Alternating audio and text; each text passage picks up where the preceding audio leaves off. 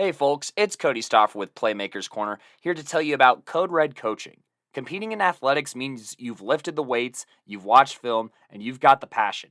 Problem is, that's what everyone else in the state has done. Perfect your game by honing in on your mental performance with Code Red Coaching. Whether you are a team or an individual, Code Red Coaching has the tools to create mentally solid habits and set up you or your team for success. Find Code Red Coaching at coderedcoaching.com or call 720-979-1914 to learn more today. That's coderedcoaching.com or 720-979-1914 today. Now back to the show. What is going on, everybody? This is Phoenix Barons with Playmakers Corner, here to give the 1A football recap for week 0. We only have a handful of games to talk about as we prepare for the 2024 season. So let's get right into it. To start off, let's talk about number 23, Ignacio, going to Manual to take on the number 20 Manual Thunderbolts. It was a fairly even matchup, as the score suggests, with the Thunderbolts taking the win at home against the Bobcats 22-19. Unfortunately, as of this recording, August 25th, there are no stats to really go off of for this game. However, this win does increase Manual's ranking in 1A football to 19 as they look to compete in a very competitive league in the 1A League 6. Moving on, we have the Trinidad and Ellicott game, as Trinidad represents 1A South Central taking on Ellicott in the 1A Tri-Peaks. This was a fairly even matchup as Trinidad traveled to Calhan for their matchup. To start off, we had Ellicott scoring first on the board in the first quarter with Jarris Martin throwing for a touchdown as the Ellicott Thunderhawks take the lead. And Ellicott would then score a 2-point conversion to increase that lead to 8. But Trinidad returned with a rushing touchdown of their own and a 2-point conversion to tie it up. And at the end of the first, we had Trinidad and Ellicott tied at 8. In the second quarter, though, Ellicott did take the lead before half, not able to capitalize on a 2-point conversion, as they only went into halftime with a 14-8 lead. It was left scoreless into the third quarter, but nonetheless, Trinidad prevailed in the fourth quarter, getting a rushing touchdown of their own, tying up the game 14-14, and on a missed PAT, this game went into overtime. And at the end of regulation, it was the Ellicott Thunderhawks coming away with the win as they score a rushing touchdown 14-20, missing the PAT with the final score now 20-14. Ellicott with a win over the Trinidad Miners. As of this recording, Ellicott has not posted up any stats. However, Trinidad was able to. And at the end of this game, we saw Isaiah Moreno and Xavier Garcia both getting a pair of touchdowns. Garcia with 14 carries and 91 yards. Moreno, 5 carries, 5 yards. Nonetheless, they both had a pair of touchdowns, the only scores for Trinidad in that game. And we can't forget the effort from Colton Rayball, the sophomore, getting the conversion on the ground to keep the game tied as they went into overtime. But you got to wonder what that game would have turned into had they made the extra point. This is something that I'm sure Trinidad is going to stew on for next week. But hopefully this will be motivation for them as they look to bounce back next week. A good win for Ellicott to start off their season. Up next is a matchup between 1A and 2A as Grand Valley traveled to Aspen to take on the Aspen Skiers. Grand Valley Cardinals opened this game as the 22-ranked team in 1A football.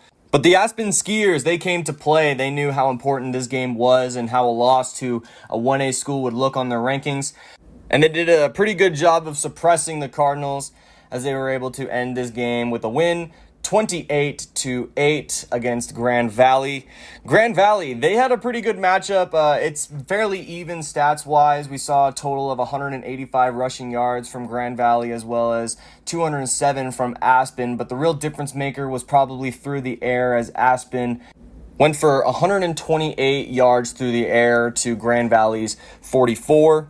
And this Aspen team, led by Dylan Micah, the junior, just felt like it couldn't be stopped. I mean, the kid went for 17 carries for 160 yards, and on defense had himself 4 tackles, but it was also Anderson Carr of Aspen and Fandon Thurber leading the team with 9 total tackles.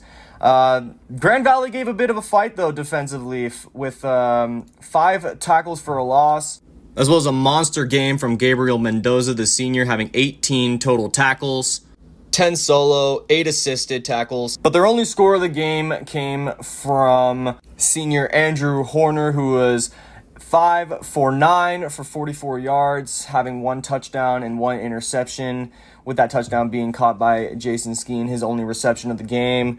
Very tough loss for Grand Valley. And like I said, the score may not say it, but this was a very even matchup stat-wise.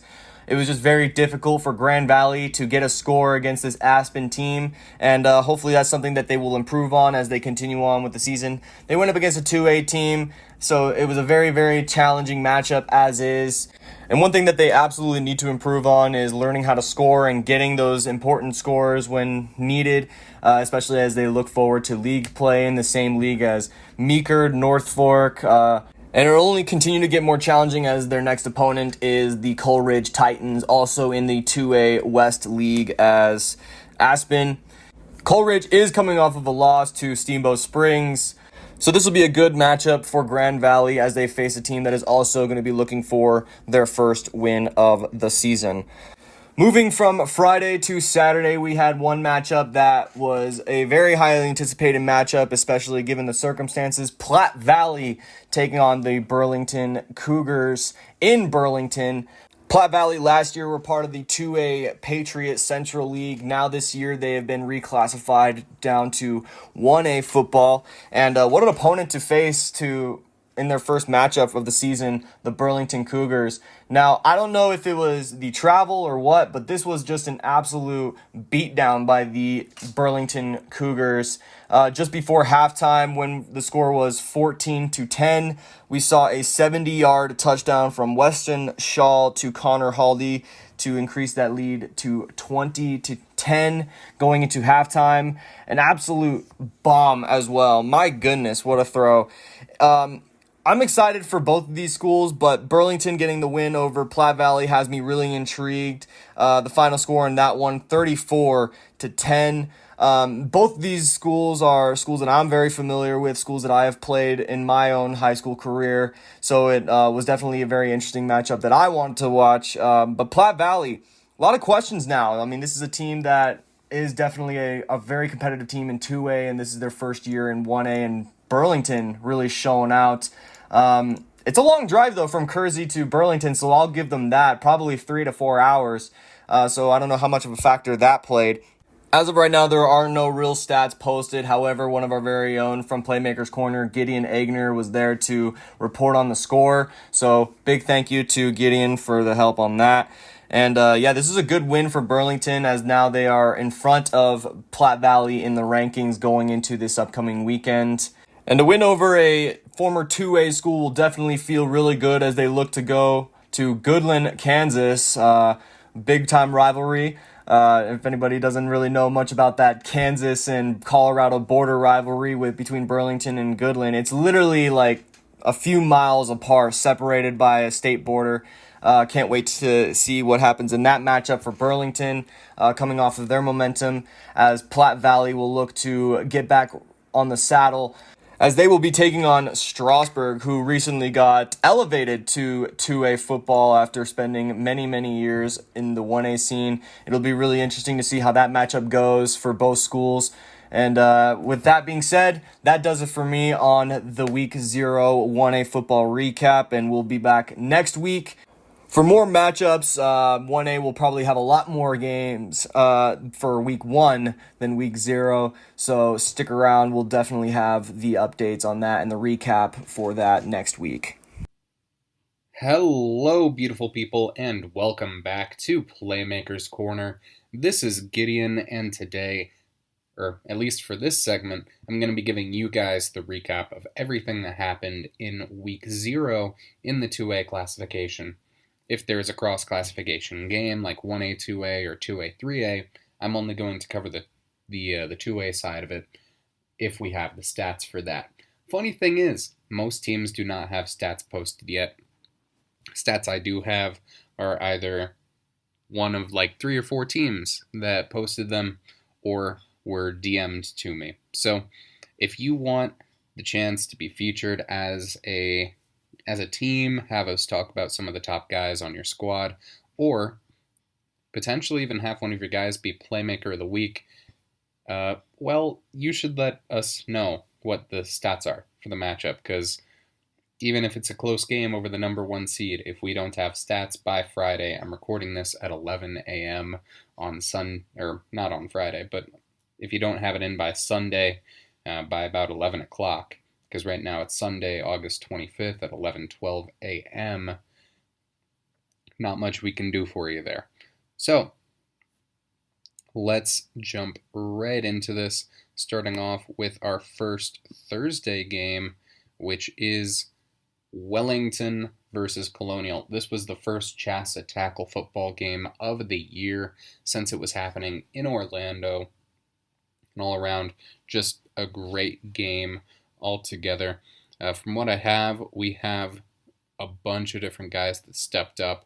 A couple of players were not able to make the trip out to Florida, but from what I know, I'm hearing that Lincoln Dalton and Trey Trujillo did well as linebacker safeties. Tyler Schaefer and Tegan Grayman also did pretty well in the linebacker safety spots.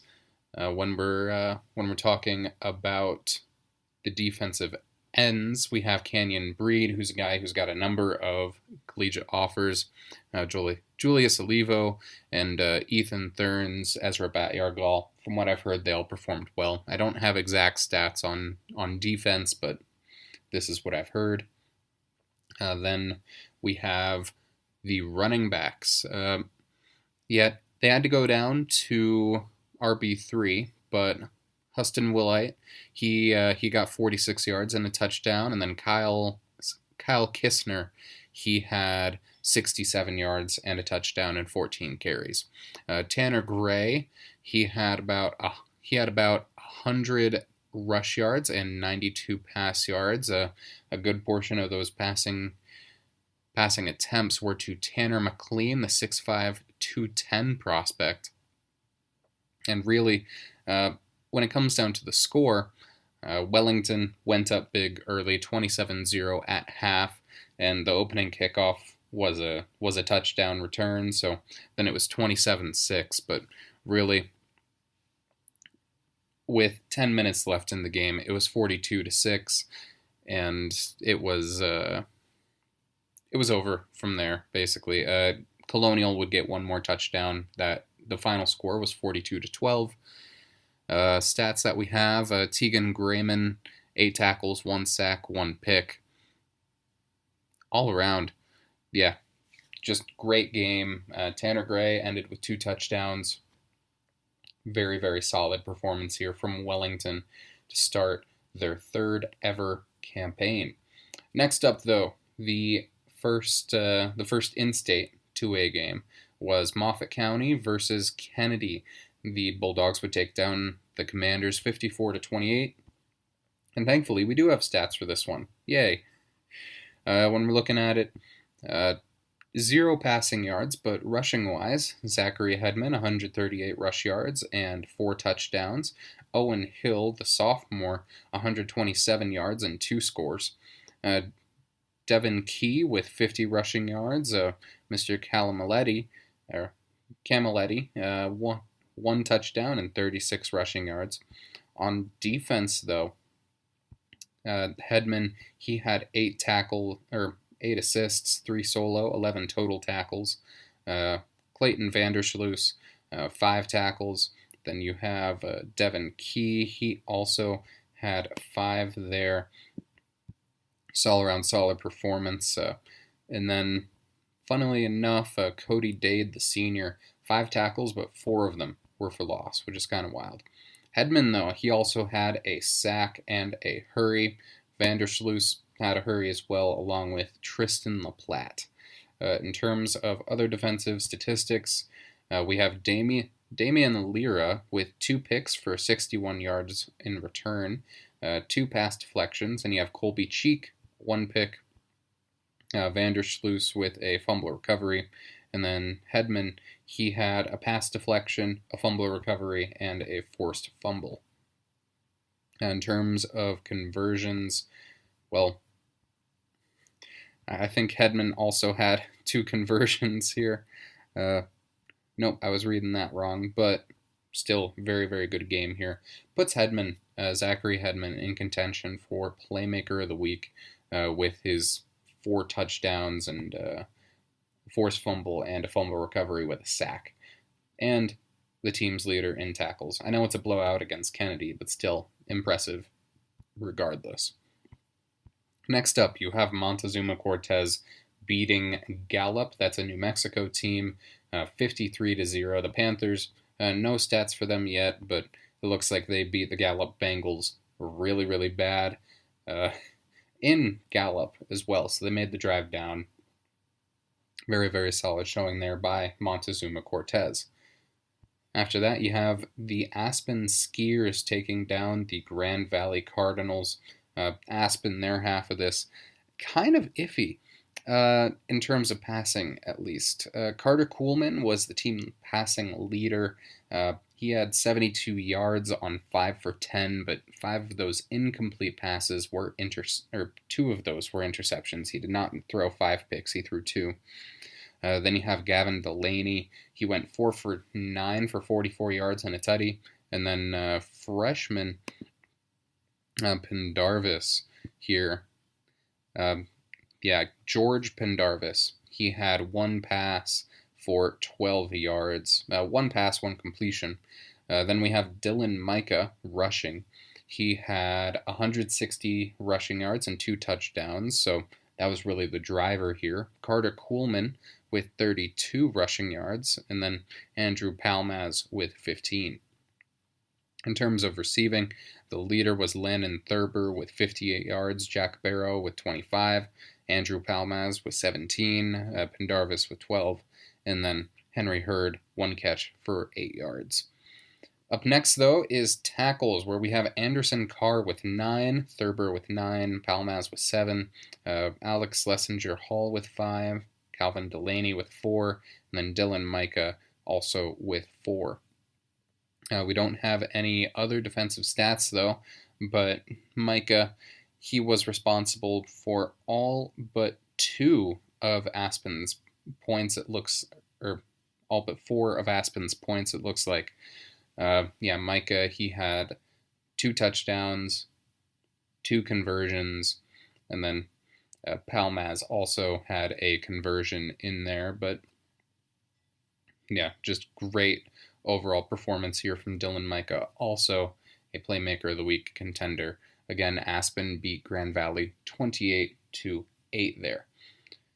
Up next, we have Glenwood Springs being defeated by Elizabeth 14-0. We don't have stats for Elizabeth yet, but it looks like Elizabeth shut down most of the run and the entirety of the pass game. They only allowed 5 passing yards, and the guy who was second in carries for Glenwood Springs, Zach Bollock, who was also the quarterback, rushed for negative 14 yards.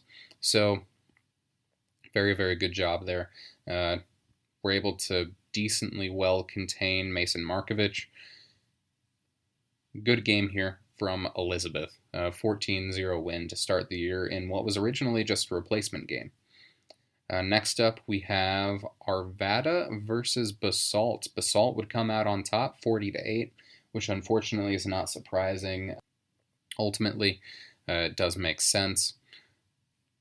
It really does look like Basalt was just dominating. The only score was in the third quarter with 6 minutes left. It doesn't say who did that score for Arvada, but it was a rushing touchdown, and then they got the conversion to go, but after that, that seems like that was just about all. Basalt just took down Arvada pretty thoroughly.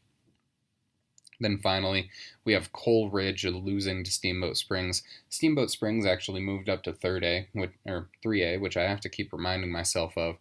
But Coleridge, they went up 14-0 pretty early, and then they went up 21-7.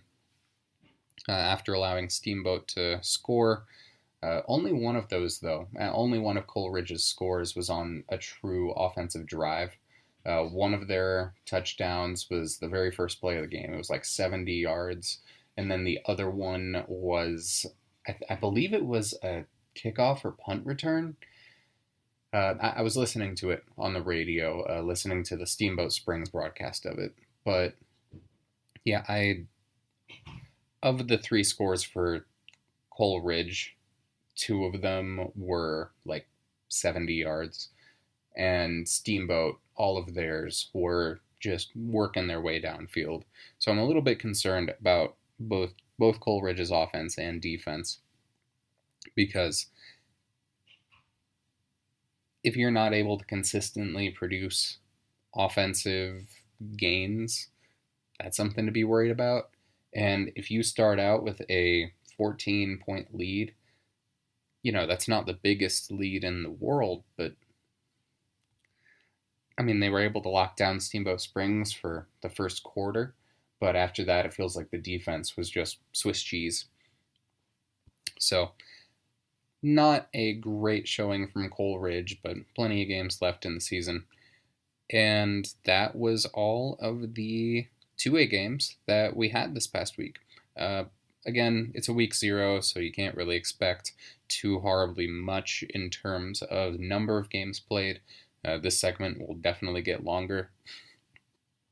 But now it's time to look at our Playmakers of the week. And we have 3 candidates here. First, we have Wellington's Tanner Gray. He had 92 pass yards, 100 rushing yards, and 2 touchdowns in the out-of-state win over Colonial. Again, that's in Florida, Orlando. And this one was without Cash Altschwager. He did not play in this matchup, so Tanner ended up holding even more of the responsibility for this game. Next up, we have Moffat County's Zachary Hedman. 11 tackles, 1 sack, 1 forced fumble, 1 recovery, 1 pass deflection, 138 rushing yards, and 4 rushing touchdowns in that 30-point win over Kennedy. Great game here by Hedman. Really just two-way dominance all around. Especially the 4 touchdowns in 138 yards.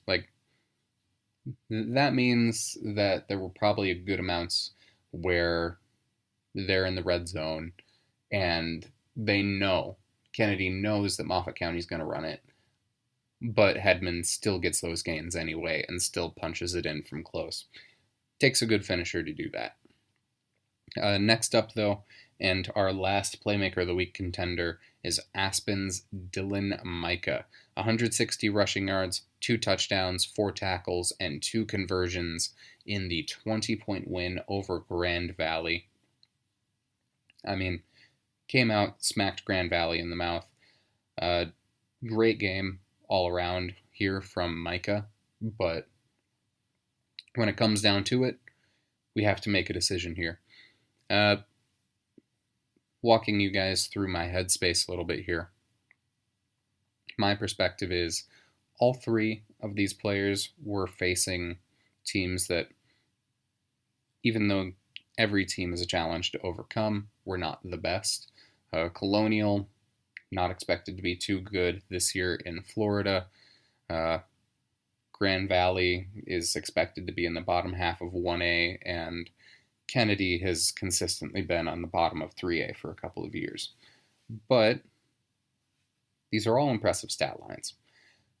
Overall, though, I do have to give it to Zachary Hedman out of Moffat County High School. And my reasoning for this is because, again, that 2-way dominance. I mean, 11 tackles, 1 sack, 1 forced fumble, 1 recovery, and a pass deflection. That's impressive in and of itself, but 4 touchdowns over, and I know Kennedy isn't the best 3A school, but there's still a classification above Moffat County. They're still 3A. So ultimately, I am going to give this to Hedman. Close race here. Micah and Gray both also had pretty good performances, but that'll overall do it for me in this 2A recap. I'll be back next week giving you guys my perspective on Playmaker of the Week. I'll also have recaps for a couple of games, including Green Mountain versus Windsor next week. So I hope all of you have a good day. Stay safe, stay hydrated, and I'll catch y'all on the flip. Peace. What's good, y'all? Coach V here, and I'm here to talk about your Week 0 through a recap. Not a lot of games going on here. Only 4 games with 3A opponents involved in them. And so let's go ahead and recap these 4 games real quick. Let's start with August 23rd, Friday Night Lights here. Moffat County goes ahead and plays Kennedy, and Moffat County would end up beating them 54-28. It was 21-6 at half, going Moffat County's way, but they would then outscore Kennedy 33-22 in the second half. So looking a little bit closer than it seemed in that second half there, but Moffat County, a 2A team, overcoming Kennedy 54-28. Then we had Glenwood Springs versus Elizabeth here. Elizabeth, 2A Elizabeth, would end up winning 14-0. Glenwood Springs just really struggled on offense as Elizabeth scored in the first and again in the fourth to put this one away. Couple stats here. Mason Markovich, 23 carries, 72 yards. Led the team with 10 tackles as well. It looks like Zach Bullock is in at quarterback starting. Only had 5 pass attempts, but nothing really happening there as he wasn't able to relieve Markovich. And he had 10 carries for no gain as this Glenwood Springs offense just really sputtered against an Elizabeth defense who is well coached. But a tough one for Glenwood Springs to take early on in the season, especially a relatively close one. And then the last Friday night game, we had Pueblo East versus Fort Morgan, and Pueblo East with a big-time 35-0 dub to start the season. I mean, this game was 28-0 at half as the offense was just humming with a couple rushing touchdowns, and the defense really got into the quarterback's face a couple times here, it looks like, rattling that Fort Morgan offense as they were shut out in this one, and Pueblo East starts out 1-0. Now, going to August 24th, in our last game here of Week 0, it's Saturday, we have Coal Ridge versus Steamboat Springs, and this would be an interesting one. Coal Ridge, who I believe is 2A, they would go up 14-0 on Steamboat Springs in the first quarter, but Steamboat would score 14 in the second. Coal Ridge would add another touchdown to maintain that lead, but they would cut into it just a little bit. In the third quarter, though, Steamboat Springs would score to tie this one at 21-21, and then finally in the fourth, Steamboat Springs, completing the comeback, would win with a touchdown scored in the fourth quarter. And so with your final right there, Steamboat Springs with a very good win here, a persevering win here, would win 28-21 to open up their season. And so there you go there. Those are your 4 games involving 3A teams from Week 0 to start off the 2024 season. Obviously, you want a trainer who can make you stronger and faster with the work you put in, but what about a trainer who can help you rehab and recover like the pros?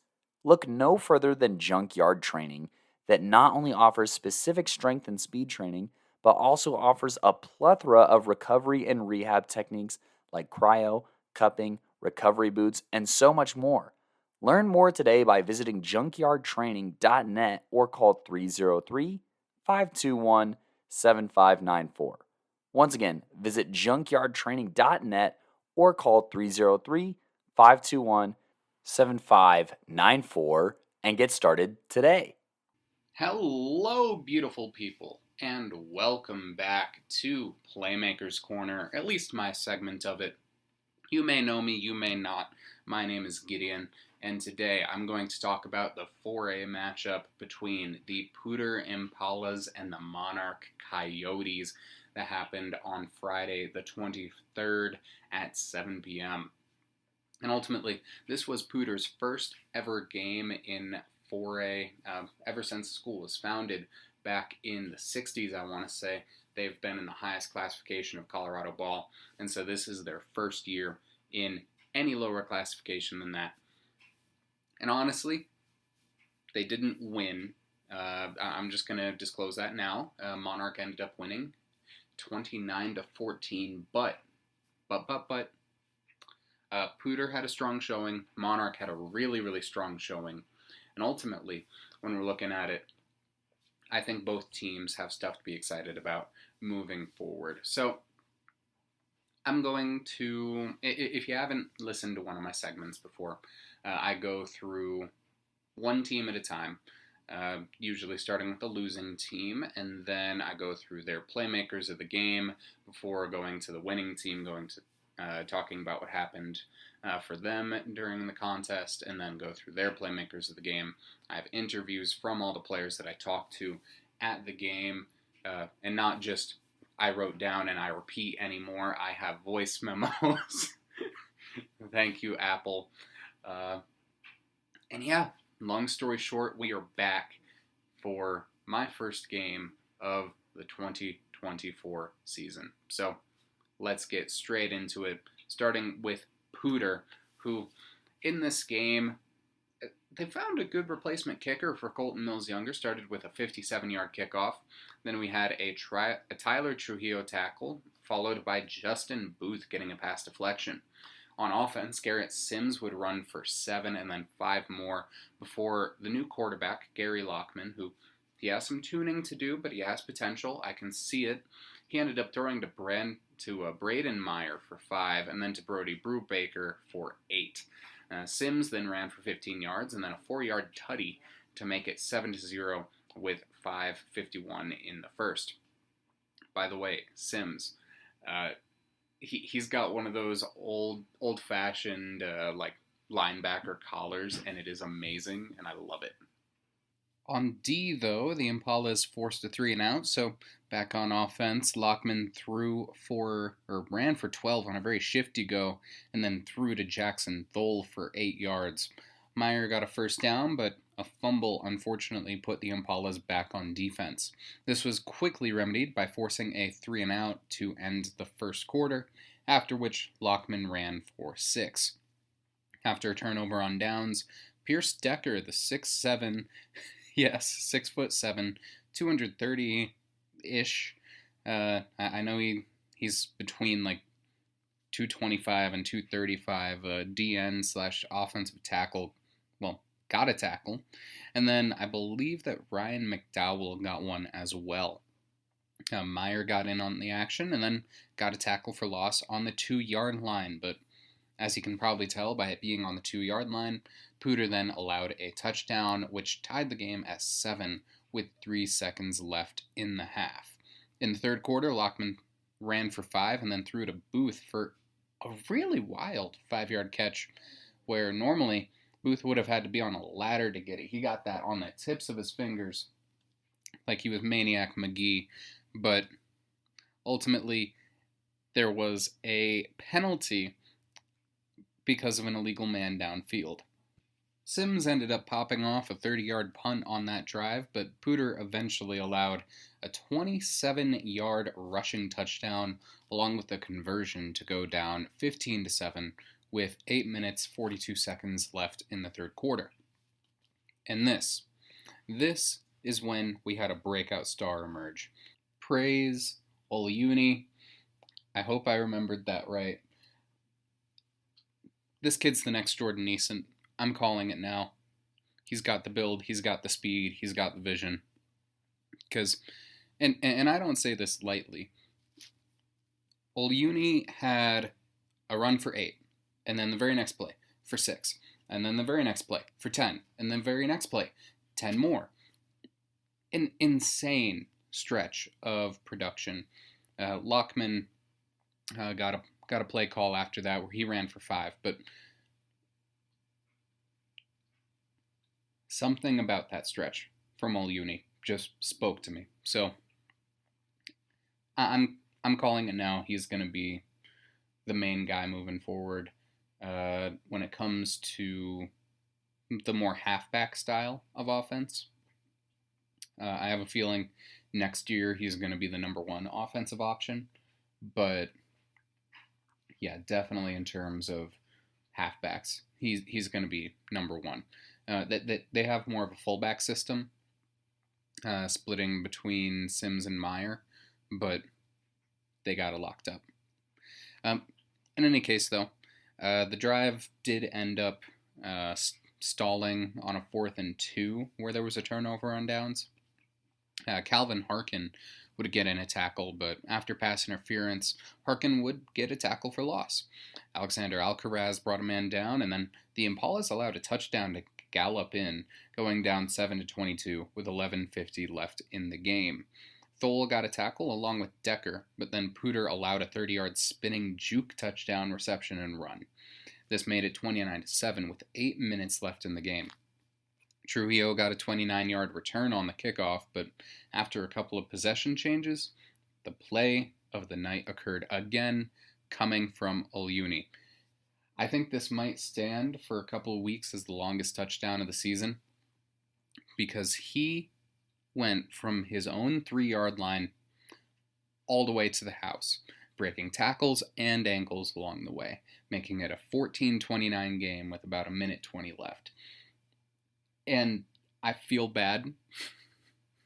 I was still writing down the previous play, and I hadn't been able to get my phone back up, so I wasn't able to get video of the touchdown. I'm sorry, Praise, but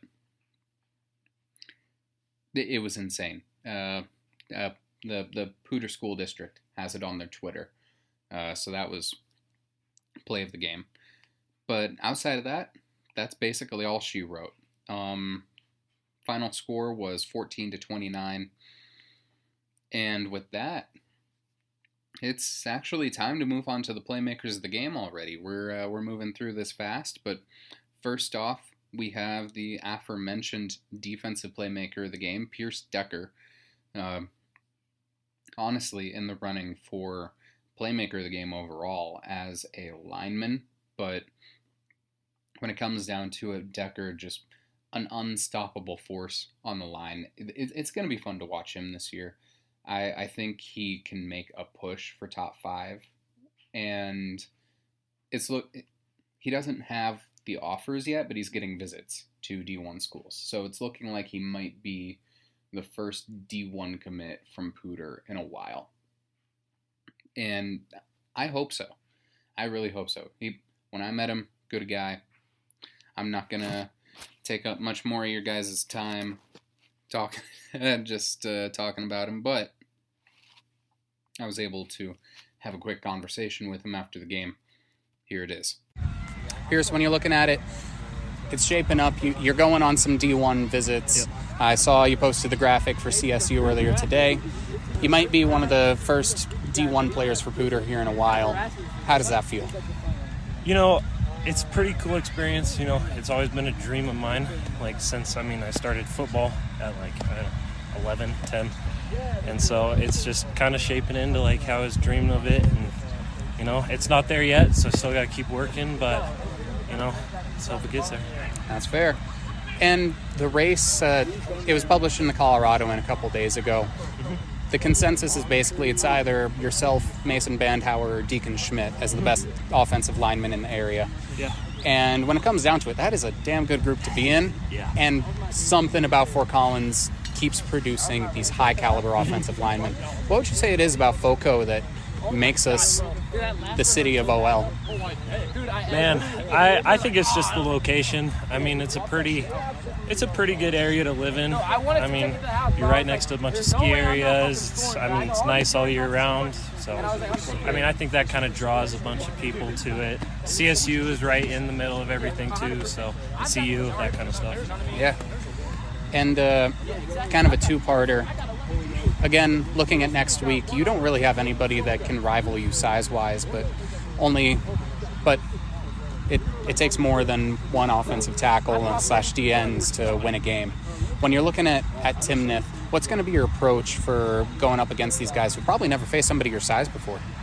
Man, it's same as every game. I'm watching film every day for them. I'm getting as prepared as I can for any game. It's Timnath too. There's no difference. Timnath is a team we haven't played yet, so it'll definitely be different. All right. Good. And last one, How would you describe your game in one word? I would say prepared. I mean, I was a starter last year, so I'm definitely coming into this season a little more prepared than I would say everyone else on the team, because there's a bunch of people coming in new, which is okay. I mean, this is our first game. We're definitely going to progress better throughout the year. Yeah. Prepared. Very good. Well, thank you very much, Pierce. Yes, thank you. Next up, we have our offensive playmaker of the game, which I decided to give to our breakout star of the night. Praise Oliuni. I really do hope I get that right. I'm going to get it right. I'm going to make sure I get it right consistently, Praise, but all around, seemed like a good guy when I met him. It's kind of wild to me that class of 26 is already juniors, but ultimately, this kid's fast, and this kid's shifty. So here we are with my interview with Praise Oluni. Praise, before we begin, how do you pronounce your last name? Oluni. Oliuni? Oluni. Oluni. Yeah. Okay. So when we're looking at tonight, breakout performance for you. Just getting, I think it was average 5 yards a carry. That 90-yard run just broke it out. What were your thoughts heading into tonight's game, and what gave you that confidence to get out there and just punch them in the mouth like that? Coming out in today's game, I really felt confident because my coaches already made me prepared for this game. They did the best they could, and I just felt that we could win this. We're a good team. We could have beat this team, but it happened. We just got to get back on the horse and keep riding forward throughout the season. Yeah, and I mean, as you said, this is a good team, but the game was much closer than the score ended up being. When you're looking at next week, what are your keys to the game to get the opposite result? I really say our offense did well today. We need to work more on our defense, getting our tackles and not just tackling them, finishing our tackle and just keeping our heads up and just keep going throughout the game and not letting our heads down. All right. And if you have one message that summarizes you as a player, what would you say it is? I would say, that's a tough one. Wow. What would I describe myself in one word? I would say confidence.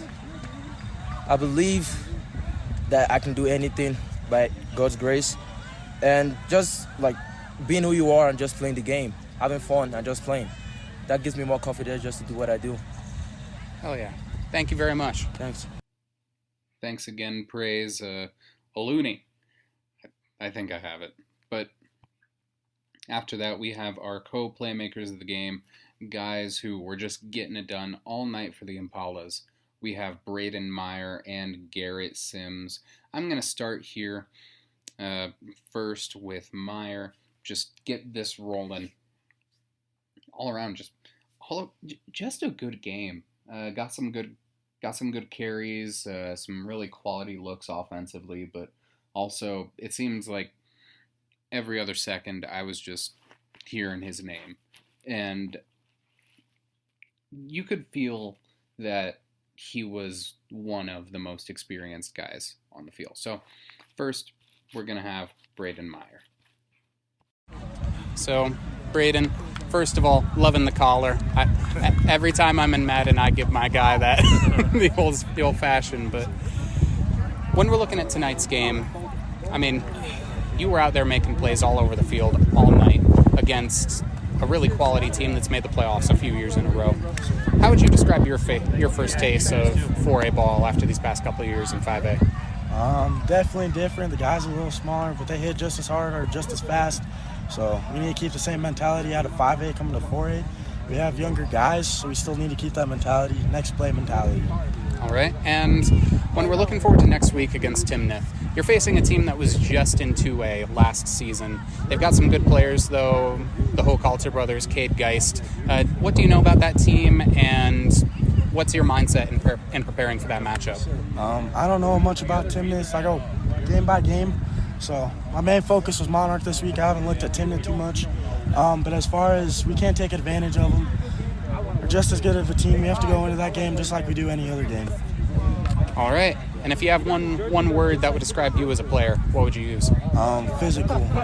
By God's grace, he's given me the body type and body size to be able to put my shoulder down and run. If I wasn't that way, I wouldn't be able to play the game the way I do. Very good. Thank you very much, and best of luck moving forward. Thank you again, Braden. And also, real quick, sorry I got you mixed up with Garrett there with the collar.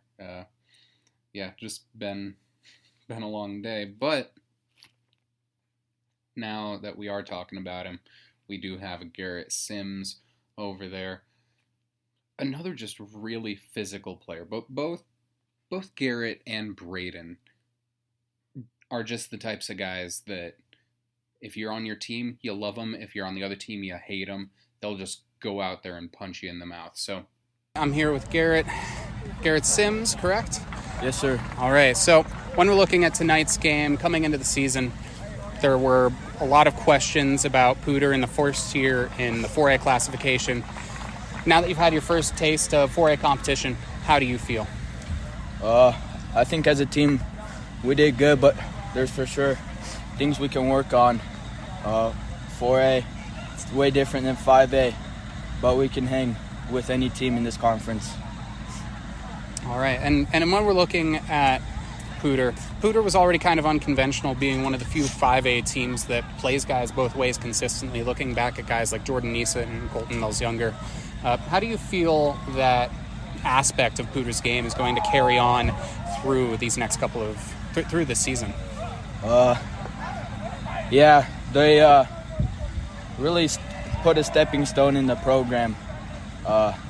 They paved the way in how we do things, and I think that's for sure carried over in a good way.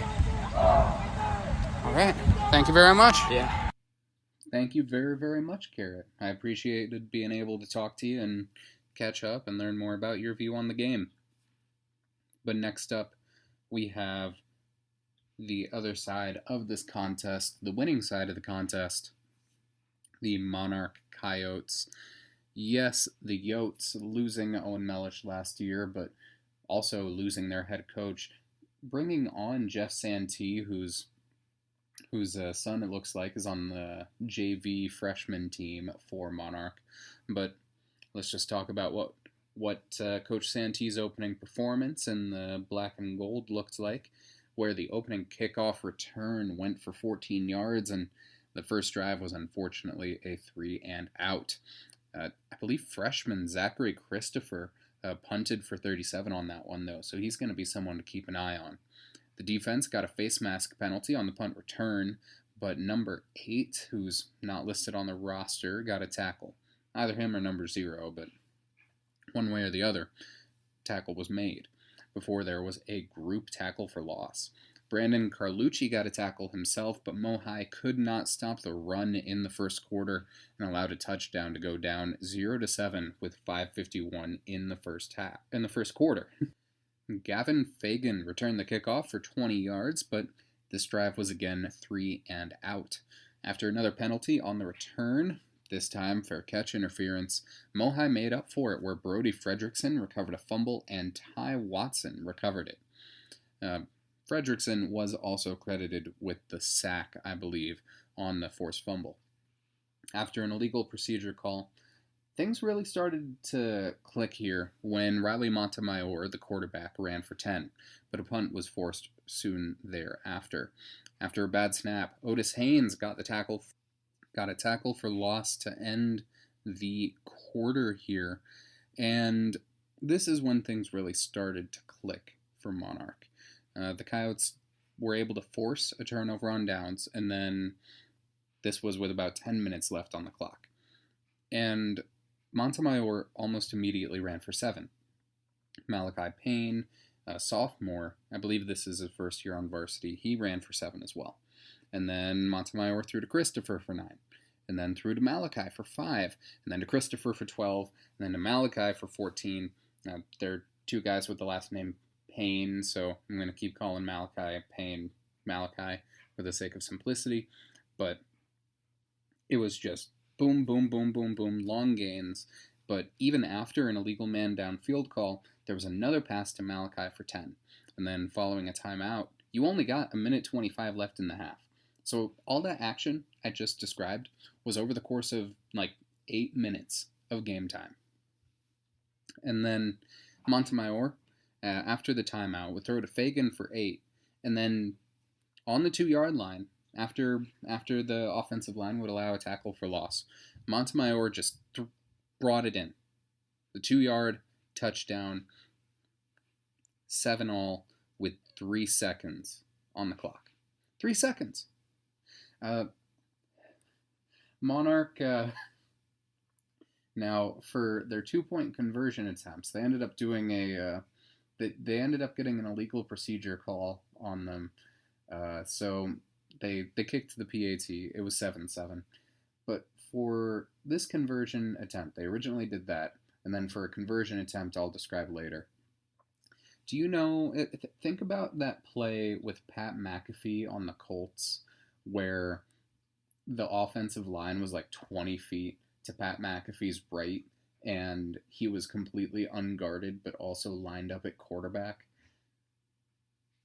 So Monarch does that for conversions, and I'm not sure what to think of it. Because the first time it was an illegal procedure call, and then the second time it worked somehow. Like the offensive line was 20 feet to his right the whole time. I don't get it, but focusing on the present, I mean, starting the third, Sean Williams, absolutely, he was a beast in this game. Really physical. I want to say this guy is about 6'1", probably a lean 190, but just really, really physical. The kind of guy that you want on your team. Just like, because the past 2 years, Poudre has beat Monarch. And so Williams said, when I asked him about it, we were sick of it. So you could see it in the aggression he played with on the field. But yeah, we're looking at it. Williams got that sack, and then Christopher, again, the freshman, 15-yard gain there. Then Montemayor would rumble downfield, split the Blue Sea here for a 27-yard tutty. 27 yards. This man is 6'5", 200 pounds, broke a bunch of tackles, and he also ran in the conversion I talked about earlier to go up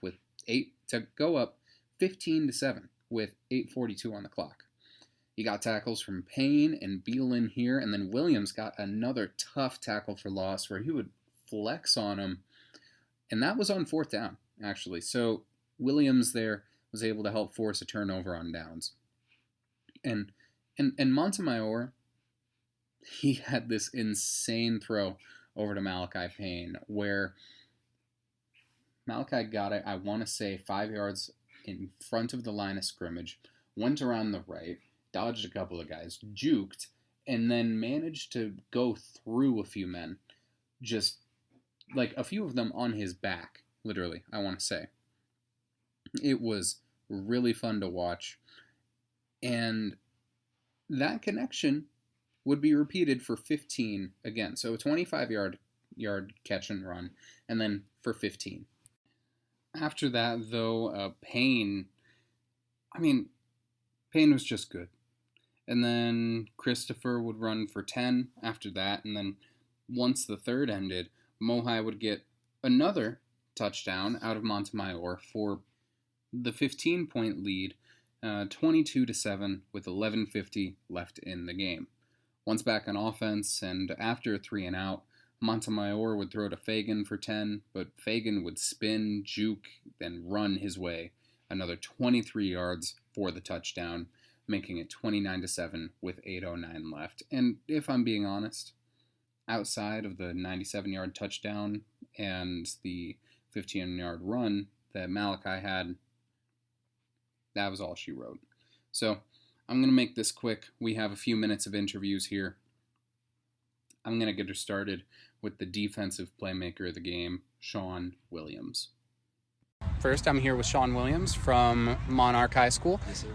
And so when we're looking at tonight, you're going up against a team that for the entirety of its existence has been 5A.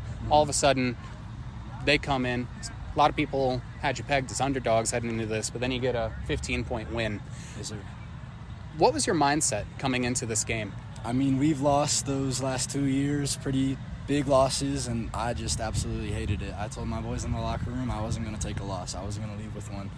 And, you know, I wanted it more than them, and I know we wanted it more than them. So Yeah. that's where that came from. Yeah. And I mean, I could see it. When he got that sack, he got that tackle for Yes, loss, sir. you just Yes, went sir. all out on the celebration. What was your favorite moment of the night, getting those stops on defense? I would say probably that 4th down GT came my way. I just knew I was going to come down and just blow that dude up. So, yeah, that's where yeah. Hell yeah. Yes, sir.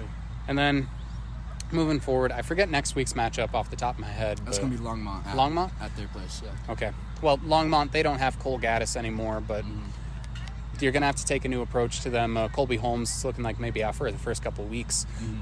What is your team approach going to be against such a familiar opponent? You know, they're a solid team, and we're ready to watch film on them, just get accustomed to their play style. We remember their play style from last year for sure. So we'll just see what we see, and yeah.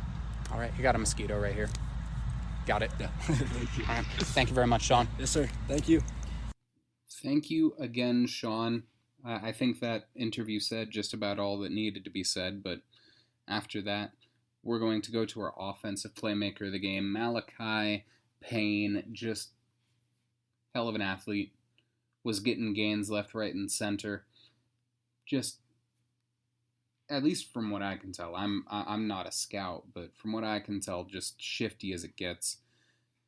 And he seems to have a good football IQ. You'll hear what I'm talking about here. I asked him a couple of questions about the gaps and what he was chasing there, but here we go, our interview with Malachi Payne. All right, I'm here with Malachi Payne. Yes, sir. You were just going crazy on them tonight. Yeah. Just left, right, and center. It felt like you were catching passes, getting 5-yard runs. And it's not like this was a bad defense. This is a physical defense used to some 5A talent. Of course. When you're looking at it, what were the gaps that you were seeing? And describe to me the areas in the defense that allowed you to get those types of gains. I seen a lot of just like easy ways to bounce outside on them. They were caving in. Their DNs were caving in really hard, so it was easy to get around. And then as we started running our jet sweeps out, they started to move outwards, so it made it easy for me to get inside and just take it all the way down the field and up the middle. Makes sense. And with those jet sweeps, you started off. I don't think you actually executed on one of the jets Right. until the second quarter. You had a lot of fakes in there. Yeah. When you're looking at that design in the offense, how would you describe what you saw that made you say, okay, now's the time to fully execute and not just go with the fake on the jet? It was more of just like realizing that they were coming down hard with number one. He was one of their good corners, and it was just like, got to execute and get a block so we can get upfield and make plays. Makes sense. And what was your favorite moment from tonight's game overall? Just seeing my team win. I love watching my team win. I love to see my team have fun, and it's just a fun game for me. I love playing the game. Hell yeah. And if you had to describe your game, one word, what would it be? Amazing. It's fun. It's amazing and fun. It's fun. Yes, sir. All right. Thank you very much, Thank you. Malachi. Well, again, thank you very much, Malachi. I appreciated being able to talk to you, and best of luck moving forward. To close it out, though, we have an interview with the one, the only playmaker of the game for this contest. Yes, that is Riley Montemayor. I feel bad. I'm high. I'm really high on Riley. I feel like if this season goes well, let's just say I think he's a really, really good quarterback. And that I hope that he accomplishes his goals in life, whether they be on the field or off it. You'll hear what I'm talking about here in the upcoming interview. But for now, here is Riley Montemayor. Riley came out with the big 29-15 win over Poudre tonight. How are you feeling? I'm feeling really good. I mean, it was a really fun team win. Yeah. And I mean, looking at it, there were a lot of really big moments. You had that pass to Malachi where he did flips over guys. Yeah, you have the pass over to number 11. He's just strolling down the sideline, it looks like. You got the 27-yard breakout. Yeah. On the breakout in particular, it felt like you just split the blue sea there.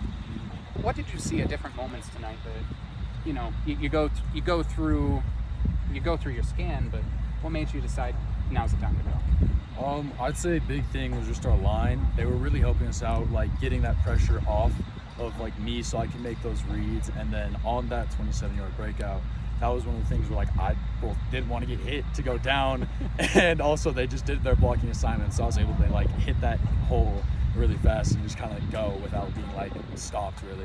And then Gavin and Archie and Malachi, they're all really good at just making plays and catching the ball and just getting out and being really physical.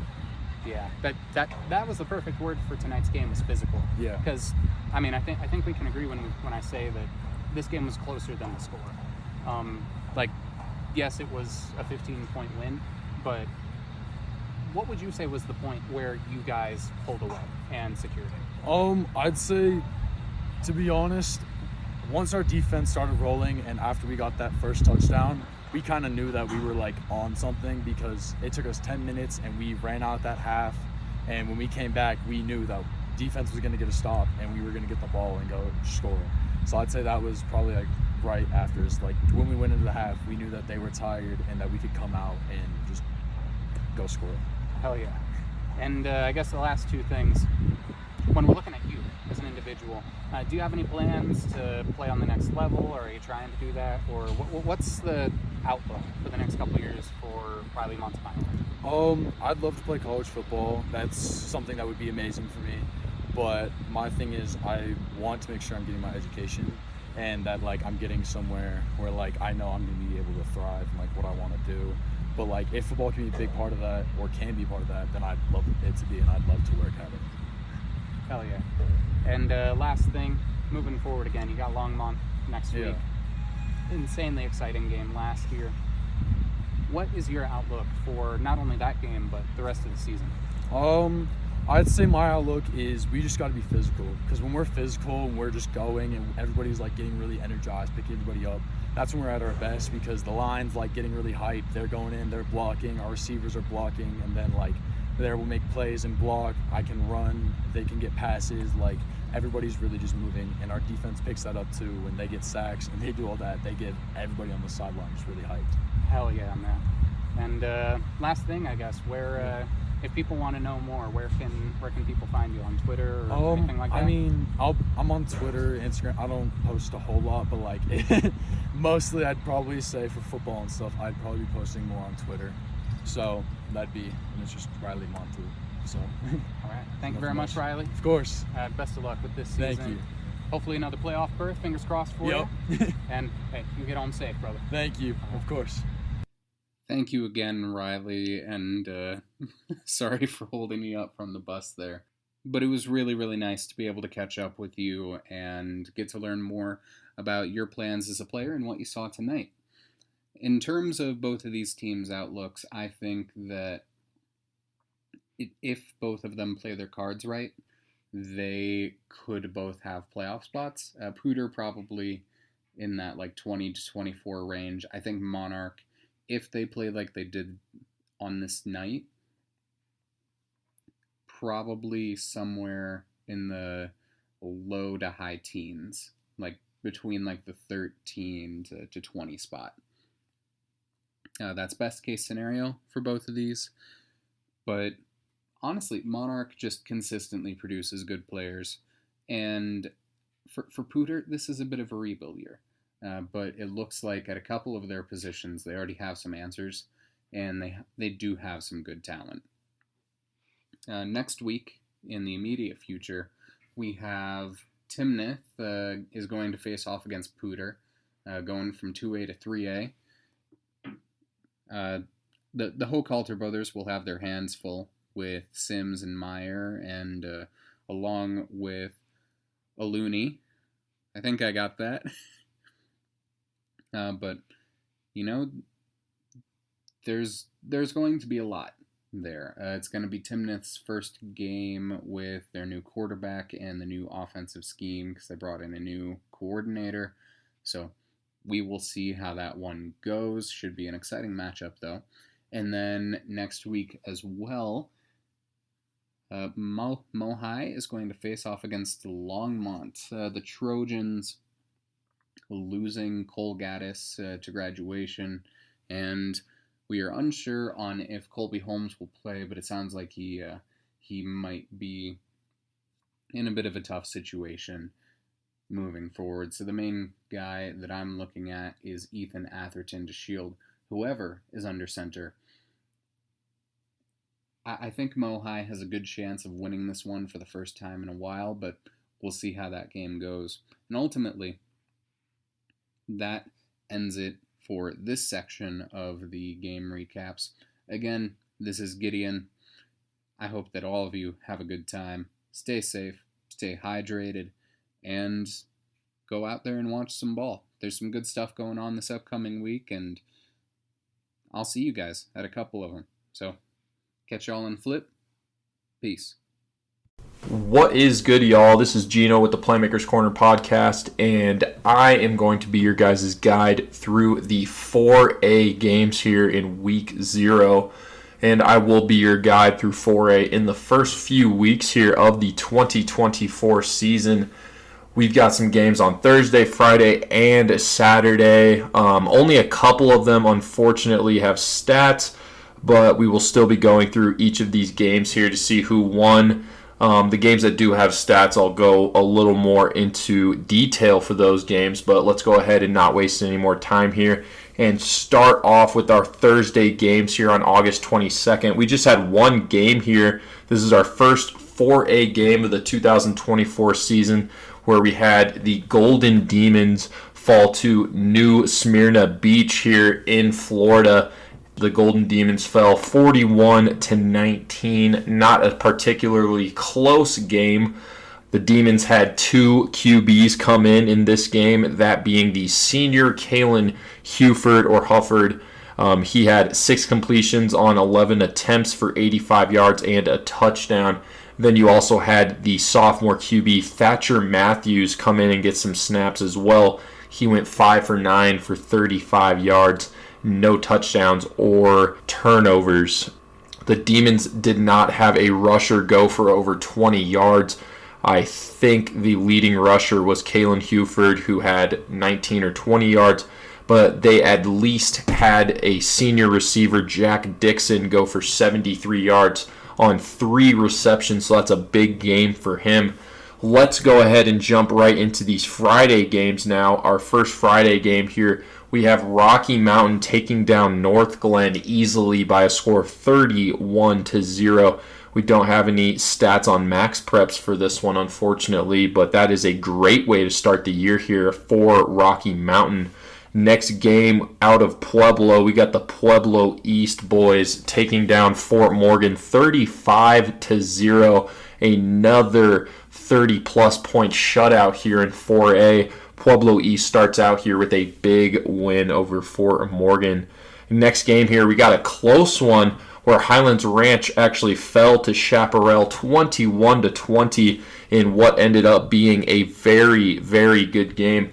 I believe Highlands Ranch went down 21-7 early on, and then they inched their way back just to barely, I don't know if they missed an extra point or if they tried to go for 2 and it didn't work out, but that is a tough loss for Highlands Ranch. But it is a good sign here for the Falcons that they are competing well against some 5A teams, even though it is a Chaparral team that's coming off of a rough season last year. Chaparral clearly looks to be much more dialed in this season, so that is a good win for them. Moving on now here, we got Centaurus beating down Denver North by a score of 31-7.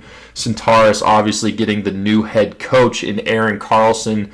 He was at Estes Park the last few seasons, and if you know anything about Estes Park or Coach Carlson, they like to pass the ball a lot, and it looks like that is what Centaurus did here to get the win over Denver North.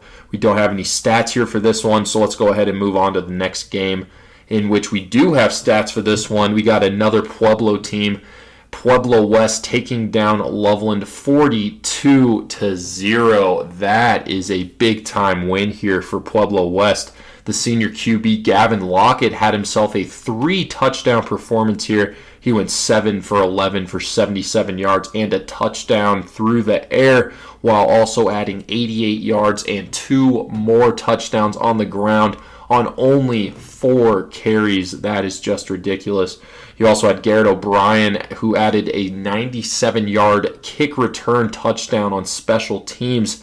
And then defensively here, we have Clay Connor and Matthew Zeck, who both had a sack. And then Jason Marquez and Grant Sontag both had a half a sack each. Now for Loveland, this was a very rough loss. And then when you look at the stats, it becomes quite clear as to why they couldn't get anything going. The QB, Ryder Easton, pretty much did all the offensive production here. He went 9 for 23 for 122 yards and no touchdowns or turnovers through the air. And then he also led the team in rushing yards and attempts as well. On defense here for Loveland, Tyler Chadwick had a sack, and then you had Cody Moore and Kim Long. They both had half a sack here for Loveland.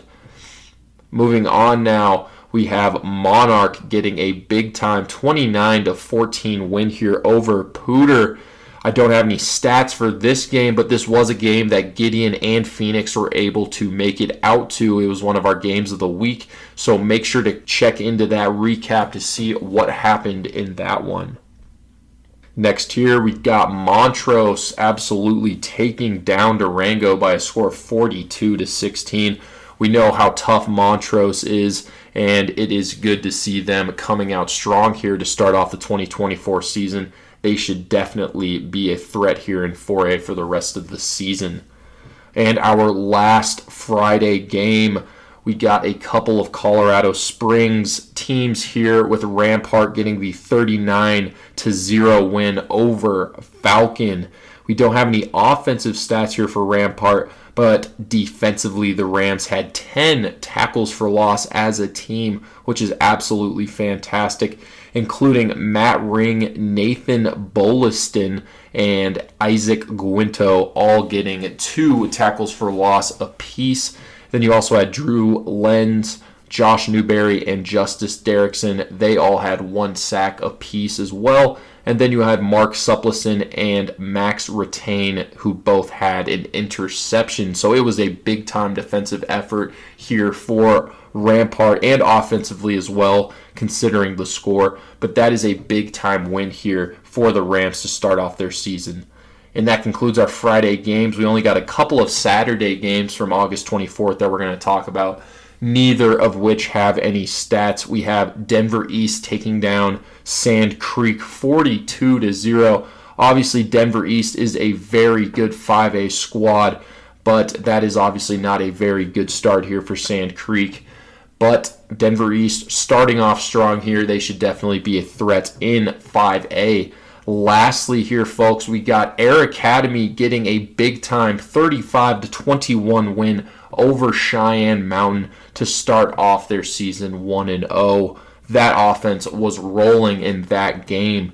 And that, folks, will do it here. It was a quick recap here for Week 0 and 4A. Hopefully in Week 1 we'll have more games with more statistics so we can go more into depth. But that will do it here, folks. This is Gino with the Playmakers Corner podcast, and I will see you all later. Peace out. What's good, y'all? Coach V here, and I was able to attend the Week 0 Arvada West versus Fountain Fort-Carson game here at the NAC on August 23rd, 2024. It was a very good, this was a game that I expected to be a good game. Got to watch a lot of Arvada West during the summer league, or not summer league, but spring league they played in for Mile High Prep. A lot of their players played in that league, so got to get a pretty good feel for what they would bring for the table. On the other hand, we had Fountain Fort-Carson. This is a program I'm very familiar with, but a lot of turnover here as they lose a lot of linemen and great players from last year after making a nice little playoff run. And so going into this game, at least myself and the other members of this podcast thought that this was a pretty even game here, despite Fountain Fort-Carson losing so much. But without further ado, let's go ahead and talk about what went down in this Week 0 matchup. Here to start, Arvada West would receive, and they would return it to the 30. And on the very first play, they handed off to their junior running back, Adrian Samala, who goes up the middle and rips off a huge gain here, igniting this crowd in Arvada on a Friday night on a 56-yard run. Eventually, he would be tracked down here, but a lot of damage being done after that one. They would then hand it off to Samala a second time in a row. He would get a 1-yard gain. By the way, they are on the 12-yard line in the red zone, so that puts them on the 11, now making it 2nd and 9. They would then hand it off right to Samala again, but he would get stopped this time for no gain by Devin Bradford of Fountain Fort-Carson, setting up 3rd down. And then here's what happens on 3rd. Logan Duhacha gets a snap and throws a quick screen here to number 6. That is Jaden Nichols, who breaks a tackle and leaps into the end zone, but holding is called against Arvada West on what would have been a touchdown. So now it's a repeat of 3rd down here, now 3rd and 10 on the 13, as it was a spot foul, I believe. They would then go ahead and throw a quick screen to Samala, but it would be a stop for a loss by T.C. Shaw, senior cornerback of Fountain Fort-Carson. So that would set up 4th down and 11 and a 32-yard field goal,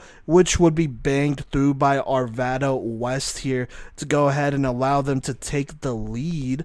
I want to say on this kick, it was Noah Hermson, the senior kicker for Arvada West, who would give them the lead with about 8:55 to go in the first. Now Fountain Fort-Carson, after the touchback, takes over here, and here's what happens. Colton Campbell, the junior quarterback, gets a snap. Those are right on a quick screen to Caleb Keats, but that is stopped for a loss by Kevin Sanchez, the standout junior linebacker for Arvada West. That brings up 2nd and 13. They will then hand it off to Terrence Morris, the senior running back, but he would be stopped for a loss by the big defensive lineman of Arvada West, Christian Nightwalker, senior there. And so now it's 3rd and 14. On 3rd and 14 here, Kamba goes deep down the right sideline, down the left sideline, trying to get something here, but it would be intercepted, I believe, by Jeremiah Berry, the junior.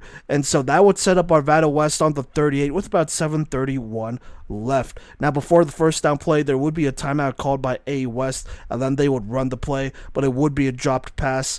Following that, they would hand it off right to Jaden Green. That would go for about 4, I want to say. And so that would bring up 3rd and 6. And on 3rd down and 6, Duhacha gets a snap and goes deep down the right sideline and finds his receiver. That would be Noah Muir, I want to say, the junior receiver. Excuse me if I'm saying that wrong, but he burns his corner and gets into the end zone on a nice throw downfield and gets them on the board once more for their first touchdown of the 2024 campaign to make it 10-0 after the PAT is good, of course, with 6:33 left. Arvada West off to a fast start. Now Fountain Fort-Carson trying to make this one a close one, goes ahead and gets a huge return here, going to the 30, just 10 yards away from the red zone, thanks to the returner. I want to say it is Justin Jordan, and so they're in a pretty good spot here. And so on 1st down, they throw the quick hitch here to number 2, that is Tyshawn Miller, the senior wide receiver for them, who will get a solid gain of 7. But then following that, there would be a huge sack by number 85 of Arvada West. That is Daniel D'Amico, I want to say, the senior defensive end, who would go ahead and push them back. So now it's 3rd and long. They would then hand it off to Terrence Morris, but he would get hit by Jackson Pyatt, the standout linebacker for Arvada West, and that would cause a fumble, which they would recover. And so pretty much not quite a red zone trip, but a very good potential drive wasted. It possibly could have been a field goal attempt there, as A West takes over on the 34 with 4:59 left here in the first quarter. And so on first down, they hand it off to Samala. That goes for 2. Second down, they take a deep shot down the left sideline. That's broken up by safety Alexander Rivera of Fort-Carson. On top of that, they would call a face mask penalty on the offense. So now it's 2nd and long after that 15-yard penalty. On this second down play, it would be incomplete. Then on third down, there would be a delay of game there. And then on 3rd and very long here, I believe it would be number 11 of Fort-Carson, Myron Johnson, the junior linebacker, who would get a big interception to set them back up here in the red zone after the return. So now it's 1st and 10 with about 3:46 left. They go ahead and hand it off to number 21 here. That's Dakari Relaford, the sophomore running back, who would go ahead and be met by Vincent Vijo, the big defensive lineman, and Kevin Sanchez, the linebacker, for a 5-yard loss. Then on 2nd and 15, Kamba gets a snap out of shotgun and threads it over the middle, threading the needle to Tyshawn Miller, who makes a contested catch against great coverage to make it 10-7 after the PAT. A great throw by Kamba and a great play made by Tyshawn Miller to make this one a 1-score game again with 2:59 left. Now Arvada West, they take over here on the 21 after a handoff to Jaden Green that's stopped by number 25, Braylon Hughes of Fort-Carson. It brings up 2nd down. On 2nd, it would be an incompletion here. It wouldn't be an incompletion. It was barely completed by number 21 of Arvada West, which, by the way, is Noah Mura, who got the touchdown catch just a couple drives ago. And so that sets up 3rd down and a little bit closer, but not too close here. And on 3rd down, Duhacha goes deep and has an open player, but it is overthrown. So now that's a 3-and-out. Fort-Carson, after the punt, they take over with 1:32. They try and end around to Darnell Rogers, but that's stopped for a loss of 3 on the 38. Then on 2nd down, they throw the slant, but it's almost picked by Atticus Tillman, the safety, but it falls incomplete. That brings up 3rd here. Colton Campbell gets a snap, and he tries to step up and throw it, feeling the pressure here, and it's just not quite able to throw an accurate ball. This would have been a tough throw to make anyway, so that's a 3-and-out as they trade there. Now, Arvada West, they go ahead and start on the 27. They start with a screen left to Adrian Samala, who tears off a huge gain here, running down the sideline, looking to score, but is just stopped. And so now it's 1st and 10 on the 7 here, back in the red zone, thanks to another huge play by Adrian Samala. They would then call it an illegal sub penalty on Fort-Carson. Now it would be 1st and 4, half the distance here. Fort-Carson would call a timeout. But after the timeout, it wouldn't matter. They would hand it off right up the middle to Jaden Green, who would hop into the end zone and make it 17-7 at the 17.7 mark left in the first quarter. And that's after the PAT, of course, as Arvada West is off to a fast start. Now, to end the quarter, they would hand it off. Fort-Carson will get it on the 25, by the way. And they would hand it off to Terrence Morris, but he would be stopped by Vincent Vigil for a couple, only getting 2. And so in the second quarter, it's 2nd and 8 on the 27 for Fort-Carson. They try handing it off again, but it's stopped by Christian Nightwalker, who has been there all day. And so that brings up 3rd down. And on 3rd down, Kamba gets a snap, tries to throw the post to number 9, Caleb Keats, but it is broken up by Atticus Tillman. And then after the play, there's a little bit of shoving. Nothing crazy here, but a very interesting call happens where they throw out the senior athlete of Fort-Carson, Caleb Keats here, out of the game. No warning at all, obviously. Usually there is a warning or an unsportsmanlike, but they just throw him out. And it wasn't like they were throwing punches or anything. It was a little shove after the play. Atticus Tillman, gave him a little hit to break up that pass. He pushed him back. Tillman pushed him back, and then they threw out Keats. And so not only was that a 3-and-out, but Keats being thrown out is a very controversial call, in my opinion, that I would not have called. And talking to other media members who were there, we all agreed that it was maybe too hasty of a decision. And so either something happened, or it was talking wise, or it was just a bad call. But either way, I don't think that was the right call. And so Arvada West gets the ball. They do call a timeout before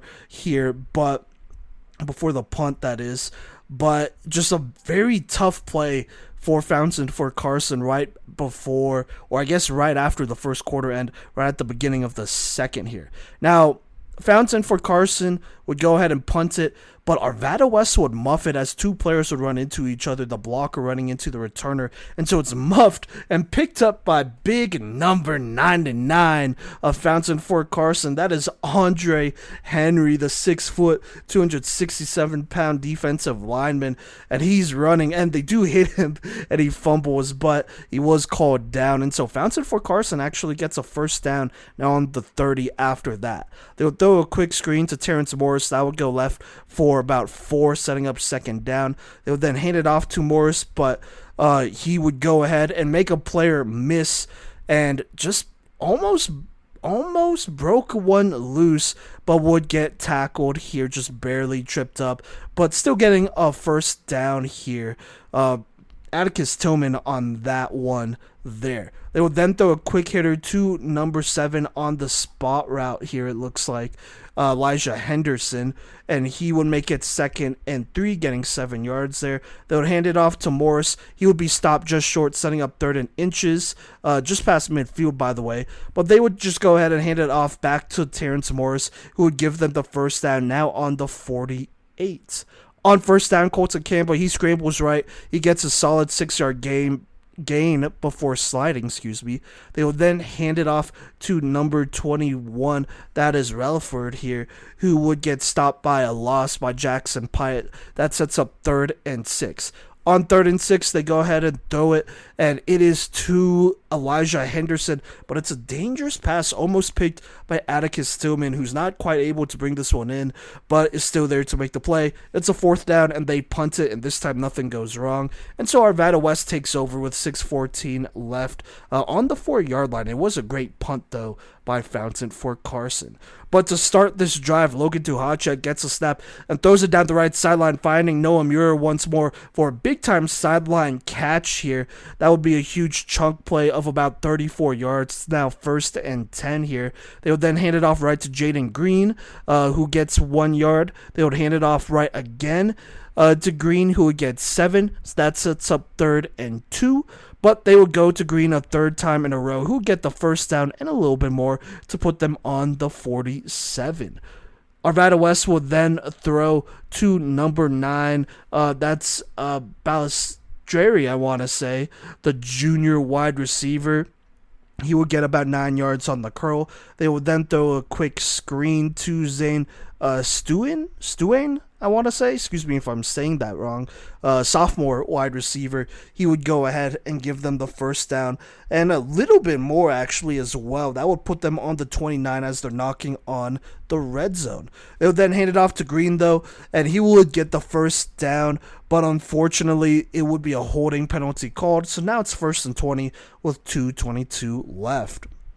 Looking to get some of that back to Hawchek. He rolls right here and he goes ahead and throws it, sidearms it to Noah Muir, who would get the first down on a nice play. 1st and 10 on the 15. On 1st and 10, though, they would just go ahead and hand it off right up the middle to Jaden Green, who runs with a lot of physicality and punches it up the middle to make it a 23-7 game here.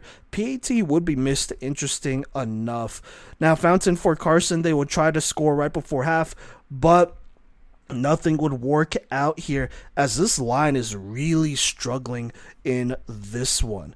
Now, to start the 3rd quarter, Fort-Carson would get a chance to respond here and cut into this lead a little bit more, as it is 23-7, Arvada West at a half, but they would unfortunately go 3 and out thanks to more struggles from the offensive line and some drops as well. Arvada West would take over, and here is what happens. Let's go to the 10-minute, 50-second mark here. 1st and 10, Adrian Samala with the handoff. He gets loose up the middle and makes some nifty cuts for a 55-yard touchdown to the house to make it 30-7 with 10:37 left. This game pretty much over at this point as they take a 23-point lead. Still with 10:50 left in the third, but Fort-Carson's offense just not looking good. They will get the ball back, but would once again go 3 and out and give Arvada West the ball pretty much near midfield. After a couple handoffs to Jaden Green, who's just running with a lot of physicality, they get into the red zone, and after an incompletion and a handoff to Green that goes for 1 yard, they find themselves in a 3rd and 9 in the red zone. And here's what happens. Logan Duhacek, he gets a snap and finds a wide open Noah Muir on the slant to make them go up 37-7 with 6:35 left in the third quarter. At this point, I basically stopped taking notes as this game was over. Final score, Arvada West 51, Fort-Carson 14. I do have some stats just from Arvada West, though, and here's how it goes. I don't think these are quite complete, but Logan Duhacek, 13 of 17, 260 yards. He should have 2 touchdowns there, but he did throw 1 interception. But the real story, I feel like, was on the ground as Adrian Samala, only 9 carries, but went for 214 yards and 2 touchdowns. Jaden Green, only 14 carries, but going for 135 and 3 touchdowns. Samala adding on another 73 yards on 2 receptions there to his 214 yards, who just went crazy. And then this offensive line played really well. Defense obviously played really well. Jackson Pyatt led with 15 tackles, 3 tackles for loss. Vincent Vigil right behind him with 12 tackles and 3 tackles for loss. Kevin Sanchez with 12 tackles and 3 tackles for loss, as those 3 were very active here. They also had 5.5 sacks on the quarterback, on Colton Campbell, I believe. Pyatt with 1.5, Vincent Vigil with 1, Kevin Sanchez, Jordan Brock, Daniel D'Amico, all with a sack in this one, adding on another 6 hurries. Only 1 pick from Jeremiah Berry, but 10 pass deflections, as this defense for Arvada West got stronger as the game went on here. And it just wasn't super close. The offensive line, let's get to the takeaways here. The offensive line for Fort-Carson really struggled here. Missing a lot of blocks, both in the run game and the passing game. That needs to be fixed. I do think there's some talent there, but it is the first game against a very experienced front 7 who just came ready to play. They looked like they were in mid-season form. They looked really good. So that was a really big problem for them there, for Fort-Carson. And so we'll see what happens. They have a good coaching staff over there. They have some, maybe not young players, but inexperienced players that they got to figure out some things with. So we'll see how they respond moving forward. But definitely a tough loss to take away here, as Arvada West just played physically. Let's talk about Arvada West here. I mean, their offensive line played incredibly, opening up holes, great pass protection as well. They did everything you wanted out of an offensive line and just looked very dominant out there. Defense looked great. DBs were making some plays. The pressure was constantly there. And then whenever Fort-Carson wanted to run, they just simply couldn't. So there's that. You'd love to see that physicality this early on. On the offensive side, though, these running backs, Adrian Samala and Jaden Green, went crazy for 349 yards and 5 combined touchdowns on only 23 carries. Adrian Samala adding on another 73 receiving yards. I think it's safe to say that Adrian Samala is the player of this game, as he just played really good football out there. And so you got to love that if you're Arvada West. Arvada West with a big win here. I don't know if it's quite a statement win yet. I do feel like they are the most experienced team, or the more experienced team out of the two. But, we'll see what happens moving forward. Either way, just a great showing from A West in this one. But like I said, this one was a not close. Final score of this game from August 23 was Arvada West 51, Fort-Carson 14. Thank you, Simon, for kicking off the 5A recap here. And I'm actually going to just keep it rolling here, talking about some scores in week 0, as all the other fellas have mentioned. Not the most active week, but, a week where games still happen, and it just kind of breaks up 0 and 1 for us. So the very first game here in 5A action was actually Mountain Vista went out to Hawaii and got a big 83-6 win over Pearl City, highlighted by Austin Madreski's 6 passing touchdowns, as well as backup Marquise Reese getting in there and throwing a touchdown himself. And overall, they had 4 rushing touchdowns as a team, and Brooklyn Bailey recorded a pick 6 in this big old game for this squad. Heading into Friday action, Erie rolled through Brighton 45-0, highlighted by 228 team rushing yards and 4 rushing touchdowns. The leading rusher there was Braylon Tolliver. The blowouts kind of kept rolling here. Rocky Mountain beat North Glen 31-0. North Glen turning the ball over again and again on fumbles, and Rocky Mountain capitalizing here. Bradley Mallet having at least 2 passing scores before halftime, and then a punt return for a touchdown made it 28-0 heading into half, where they'd coast into a W.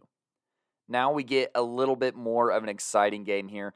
Valor beat Pine Creek 31-14. This was headlined by one pretty big performance here. Cash Spence, 7 receptions, 189 yards, and 2 touchdown receptions. Those throws were courtesy of Dawson Olk on offense. And then defensively, I mean, they held this Pine Creek team to just 14 points. And I want to say that was headlined by Moses Freeman here. 7 tackles, 3 for loss, and a sack. Just a monster defensive game here from Moses Freeman in Valor's revenge win from last year's regular season loss to Pine Creek. Mullen played at home against an out-of-state Crean Lutheran team. This team went 8-4 last season in California, and they lost 35-12, just struggling to get a running game here. Their leading rusher was actually Koa Dietrich here with 44 yards and a score while throwing for over 200 yards and a touchdown, but to 2 interceptions here. Their defense just could not really slow down Crean Lutheran, and their offense just could not get going, especially on the ground, to create a balanced attack. And then junior receiver Amari Kyle here had 106 yards and a score on just 3 catches for the Mustangs here. Try and take some of those positives into the rest of their in-state competition. Now, in a very close thriller here that Gino highlighted on, make sure to listen to Gino's segment here. Chaparral beat Highlands Ranch 21-20 for Highlands Ranch. Crew Garrick left it all out there in a losing effort, going 29-48 for 271 yards and 3 touchdowns, with Jaden Puhia, George West, and Luke Bakken all catching a touchdown, and Bakken having 127 yards on 8 receptions, along with 18 total tackles in a full effort game. However, Chaparral just overwhelms here. Going for 151 yards was Garrick Ashford here and a touchdown. That complemented Tevin Stokes' own rushing score here. And then Charlie Booth was not going to be out highlighted here with a very notable Week 0 92-yard kickoff return to the house. Chaparral gets a win on the season via special teams and consistent offense, but defensively wants to limit the passing game heading forward. As Coach V notated, Arvada West did beat Fountain Fort-Carson 51-14. Listen to Simon's full recap if you want to hear more about that, but just know that Green and Samala ran for 349 combined yards and 5 touchdowns. While this defense also came to play, 18 total tackles for loss. You have Pyatt, Vigil, Sanchez, and Gomez all having 3 tackles for loss, and plenty of more names that I could mention in this runaway win for the Wildcats. Now, Legend beats Fruita Monument 41-0, and one of the notable things, shout out PMC fam OG middle school coverage here, Ryken Banks, who was given his chances and ran for 3 touchdowns. But in this game, Legend was definitely getting snaps to everybody. 8 different players got a handoff, and this was a runaway win for the Titans, welcoming Fruita Monument to 5A. And on Saturday, the only 5A action, Denver East blanked Sand Creek 42-0. Sean Campbell, 3 rushing scores. DJ Crow, JJ Matthews both had 3 TFLs with 2.5 and 1.5 sacks respectively. Overall, the Angels forced 4 turnovers in this opening win, and that is all of the 5A action, believe it or not. And for our last segment of the day here, we're going to continue a long-standing tradition here, talking about the Playmakers of the Week here. Once again, huge shout-out to Cody Rosenthal of Code Red Coaching. Be sure to visit coderedcoaching.com here for all of your mental performance needs, where the grind of greatness starts with the mind. Once again, that is coderedcoaching.com, and the Playmakers of the Week this week go as follows. For Week 0 here, a little bit of a narrowed selection, but let's still go ahead and enjoy this here. Starting off with a Javion Glaspie here, who had an 88-yard kickoff return for a touchdown for Manual here in their very tight win over Ignacio, helping lift them to a 22-19 lead.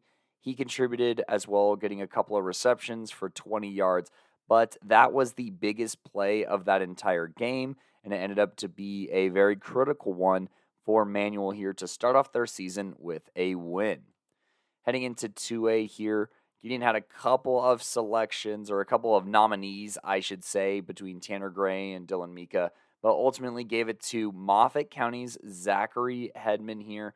11 tackles, 1 sack, 1 forced fumble, 1 fumble recovery, 1 pass deflection, 138 rushing yards, and 4 rushing touchdowns in a big win here for Moffat County over Kennedy here. So Zach Hedman, he's been a 2A monster, and he continues that trend here. Be sure to listen to Gideon's entire 2A recap. For 3A here, it was a shorter week here, but Coach V is going to crown Cohen Vanderbosch of Steamboat here the Playmaker of the Week. 7 receptions, 122 yards, and at least a score here for the junior receiver in a winning effort, and a comeback win, I should say, for Steamboat. On the 4A level, just going to kind of almost be business as usual here as far as 4A Playmaker of the Week goes over the past couple of seasons. Gavin Lockett here, 2 rushing touchdowns, 1 passing touchdown in a big win over Loveland to start the season for Pueblo West here. And last but not least, for 5A, I'm going to go ahead and crown it to a defensive player here. Moses Freeman, 7 tackles, 3 for loss, and a sack in Valor's 31-14 win over Pine Creek. It's always tempting to give it to a receiver in Cash Spence's case here, but I think that their offense was kind of rolling and clicking almost no matter what they did here, and shutting down that Pine Creek offense was important to this W. So shout out Moses Freeman here for being our 5A Playmaker of the Week. So just to count that down again, 5A, we got Moses Freeman of Valor. 4A, Gavin Lockett of Pueblo West. 3A, Cohen Vanderbosch of Steamboat Springs. 2A, Zach Hedman of Moffat County. Pretty close to Steamboat, by the way. And 1A, a Javion Glaspie of Manual here in Denver. Those are the Playmakers of the Week. Once again, brought to you by Code Red Coaching. Be sure to check out their website today here and contact Cody Rosenthal. That's rosecj.6599@gmail.com. Or just be sure to visit coderedcoaching.com here, so that way you could be mentally in tune and perform just as well, if not better, than our Playmakers of the Week. And that is actually going to do it here. This episode still ended up being a little bit longer than I probably would have hoped here, but overall, I think that we did a pretty good job here of recapping a shorter week here on week 0. Thank you all so much for listening. Be sure to stay tuned for any future episodes anywhere you listen to podcasts. Spotify, Apple Podcasts, Google Podcasts, as well as YouTube, where we upload everything as well. Be sure to follow us on social media to find out when we post any of those, or subscribe or follow whatever you need to do on those podcast platforms here, and turn on notifications. We are on Instagram at Playmakers Corner, on Twitter/X at Playmaker Corner. We are on TikTok posting highlights at Playmakers Corner, where we have a ton of those highlights, as well as girls flag football here in Colorado highlights that will also be going up. So be sure to check all of those out here. And thank you so much for your constant support. And let's keep this Colorado football season moving.